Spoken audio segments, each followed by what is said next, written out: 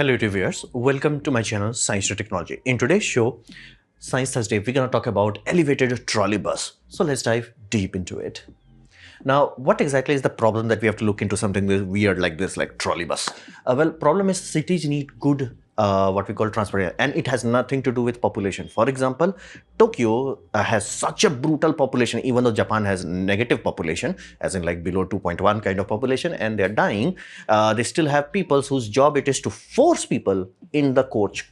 It's not only in India, it's everywhere. So let that be very clear. It's an output of city, not of the population. So a city to breathe, to function, it does need good transportation system. And metro is a really good system. However, this puppy takes time. And it's expensive, and I mean brutally expensive. It takes 200 crore. That's a bonkers amount of money, even if you convert it in dollars. And if you look into some American systems or European system, it could be as high as 100 to 200 million dollars per kilometer. And God help you if you ever want to figure out underground. In India, it can go up to 600 CR. By the way, these numbers are like much lower than the global average. Like these sort of things are kind of manageable in India. Like look at American prices, you're like, dude, are you making it out of gold? But yeah, this is expensive. I mean, even from Indian point of view, this is brutally expensive. And in terms of core structure, that this metro line, we generally start the plan, it's going to take 5 years. And yeah, 3 to 4 year extra delay is like, if it gets over within 10 years, we're like, damn, this was fast. So delays are also a problem because again, you have to understand a city is an evolving organism. It has a collective system, meaning you have a college, you have an office, or some massive new openings happen. Let's say some mall happened and a lot of people are flowing there. And again, over time, it becomes a city centers. Everything is fine, but here's the deal, it also fades. So like, it's not the happening, it's not a happening places, people go to somewhere else. It has happened. So you could be like, hey, few years ago, there were thousands of people coming every weekend here. Now they are not. It has happened. It's a normal thing. So that delay and that time frame does make us a paradox where many new metro systems, they are open, they don't have ridership. Even though when they did the study, it should have worked, it did not because they took too long. So fundamentally, and again, what is city? City is collection of massive units, and those units could be as massive as like a college, a university, a mall, these sort of node points. Those node points grow into a massive state. Those can change. So fundamentally, metro is great, but not for everything. Duh, it's not for everything. And it does have a penalty because of its cost. It can become big economic liability, meaning India can build Mumbai monorail, but if it does not have ridership, now let that be clear, there are two reality of it. Is it possible to make a metro that makes enough money that you can pay off the capital expenditure? Unlikely, not impossibly. Now, can you make enough money that you should be able to pay for the running cost, as in the maintenance, the running cost basically? Yes, that should happen. Like if a government is taking out a bonkers amount of loan, they are expecting that at least running cost should be taken care of, because again, they have to keep paying that back. And what happens when metro systems one after the another fails, or even the running costs also, government does what they can do best, Control P, they start printing money, meaning it's your value that is being sacrificed for inefficient system. So it's not just like close eyes and place basically as much metro as you want. Like India is suffering a lot from in that. Like a lot of systems, in those systems, they have to cut. It's a metro system. They have to only 2 rides per round trips per day because nobody is riding it. And prices are going bonkersly high because again, the longer the delay, more interest piles up. 571 crore per kilometer. And I'm worried to look into it that it might be above land, that sort of price. So fundamentally, this is a problem. Metro is cool, but if we can't afford it and if we can't build it in time, it does not suit the purpose. So trolleybus. Now, trolleybus is basically a bus with a dual pole. It's an ancient technology, as in like really ancient, as in like World War II kind of ancient. And like Soviet Union went YOLO on it.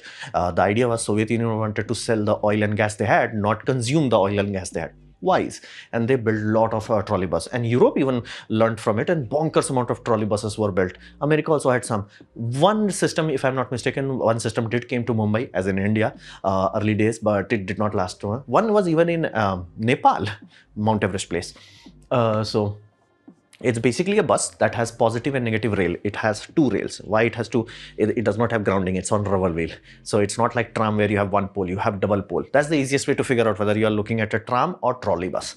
If it has dual pole, it's a trolley bus.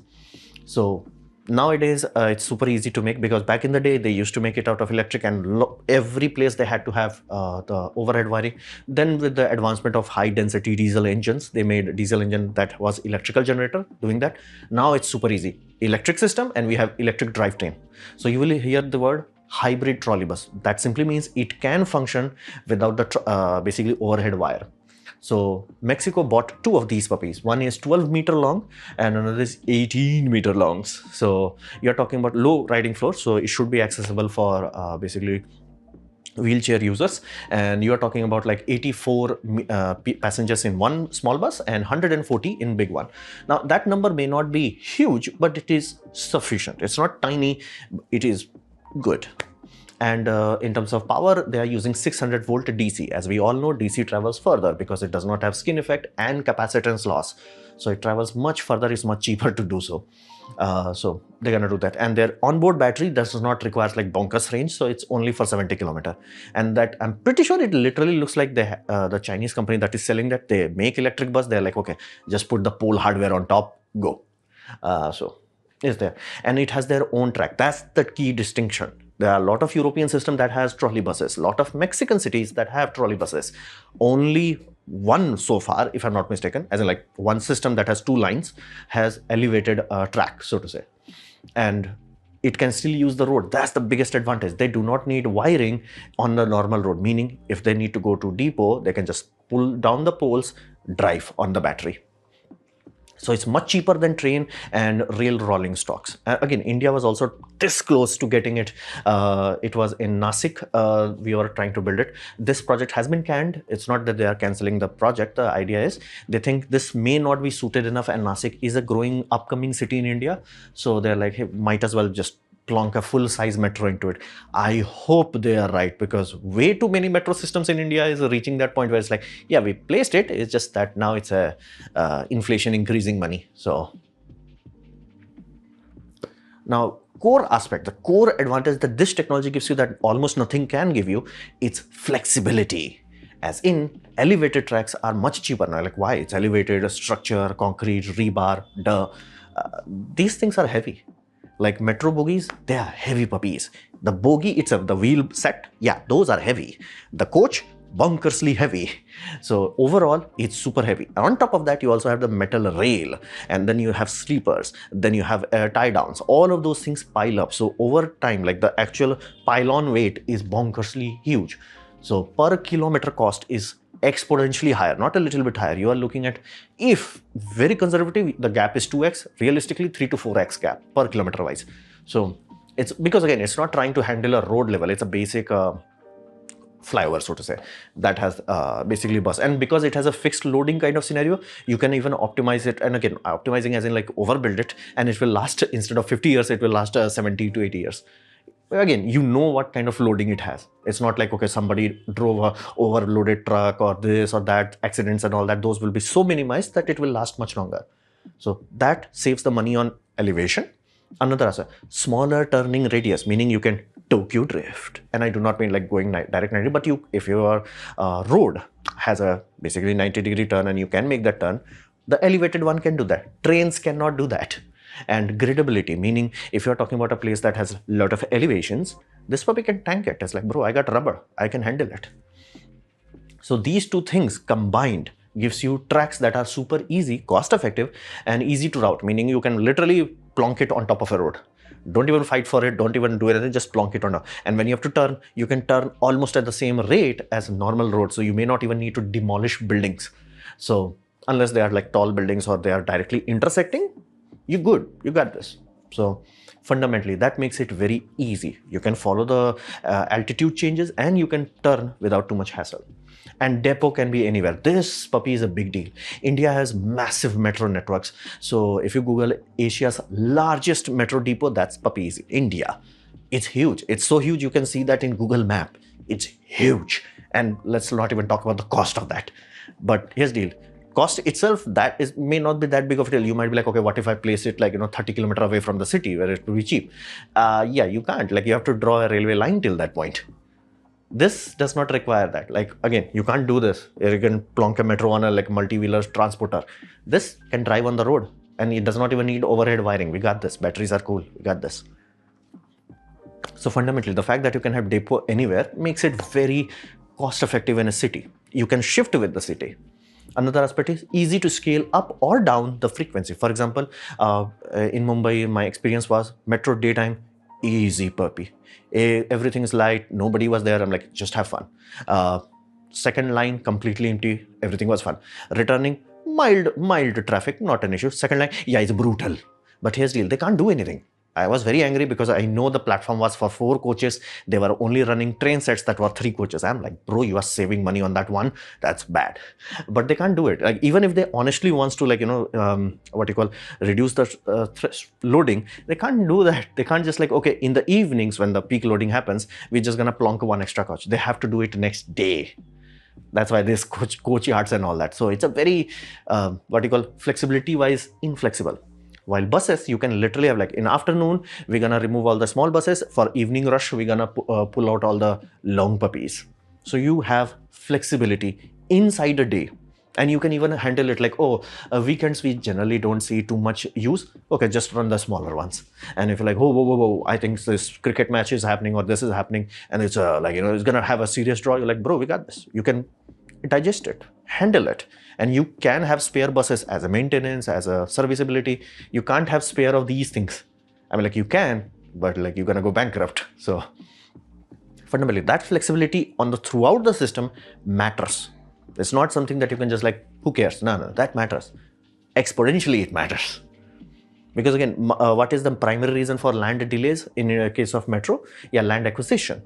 If you don't have to do brutal land acquisition, you're fine. So, okay, those are the good part. What about the throughput? How big is the muscles? Well, capacity in this sort of public transport system is multiplied by 2 factors. One is size, how big is the puppy, 80 people, 120 people, multiplied by frequency, how often the buses are coming. Now, this is where it shines. The cap size is not that big. You could run a 3 junction articulated buses, but unnecessary. Can be done. Unnecessary, but you do have frequency. This part is the key deal. Can you have a bus service that is usable in roads and cities? Yes. Are they trustworthy? No. And God help you, if it's an expanding city, the traffic jam would make it unreliable. So people will use bus, let that be very clear. I used bus in Bangalore when I was doing a job as a game artist for like freaking 2.5 years, so to say. So people will use it if they can trust it. Now that trust vector has been compromised. If as the traffic grows, the bus gets bogged down by the traffic. It's like, now what to do? So fundamentally, this great separation gives you double benefit, double dipping, so to say. First, you have elevated the bus, so bus will work on its time. Second, you have removed the loading from the roads itself. As in, like, a tram does not have this issue. Basically, it still blocks the road, so it does not give you the advantage that you seek. This does, because it's above, and it's not as expensive as a full-fledged metro would be. So that's why, like, the great separation makes both parties' job much easier. The bus, basically, the road users, they are happy. The bus drivers on this, they are happy. Everybody wins. And this Trolleybus Elevator has 70 to 80,000 riders daily. That's huge. To give you a context, there are only few metro lines that can beat that. Not a lot, not like every single metro line. Like, again, sometimes people collapse metro system to lines. Check line by line and you will find that number is respectable, to say the least. Like, that's big. No diesel, no bankruptcy. That's good. So let's be very clear, metro can move more people, but it can't beat this in all scenarios, especially if the biggest hurdle in a lot of metro places in India is that they do not have ridership. This is a huge, and because of the flexibility in daytime, we can give much better quality of service. So it can manage few riders and expanding riders. So it is a desirable system, not suitable for every scenario, but for many scenarios, it can work. Surprisingly well, it can work. It's like, bro, we got this, we good. Heck, you can even start the system knowing full well that it will take time to, let's say, grow up to the system. So day one, just buy the small buses. And once you really start to get like, overflow situation, then buy the, articulated buses. And it's like, okay, now let's increase the capacity. So those sort of flexibility is not easily attainable in normal metro systems. So that breathing room matters. So this is a toolkit. You have to understand there won't be one system that fits it all. Duh. That's like law of physics does not allow that. And this will not beat metro in volume. Let that be very clear. However, it can be great for tier 3 cities, branch lines, and moderate ridership, and solving the last mile problem. The biggest issue with many modern metro systems is like old metros do not have the issue because cities grow around them. But newer metros are like, okay, we thought this area would be the happening, or at least we got the land in this area. But people moved to that. There was this one company that was employing 100,000 people. Yes, India has that. A lot of companies are that size. So if they leave, something happens. Yeah, that metro line is kaput. So fundamentally, people have the issue like from my house to the metro station is long, and metro station to the office is long. Nobody's going to use it. This solves that. Like this gives you the flexibility, adaptability that is unaffordable in any other system. So, and financial risk is much more minimal. That's a good thing. And Trolleybus is time tested. This is the Nepal route that I was talking about. Like it's ancient. Soviet Union, I do have to say, while they were stupid in many things, they were smart in this thing. Like why burn the fuel that you could sell to others? So that's a very, very good thing. And again, you can see that like in Japan, they're like, okay, they have the metro and all that. Yeah, not everything is metro. The metro is the main branch, what you call artery. And from that, it has branch lines that have like smaller trains like this. And again, even this is expensive. Compare that to normal bus, great separators bus.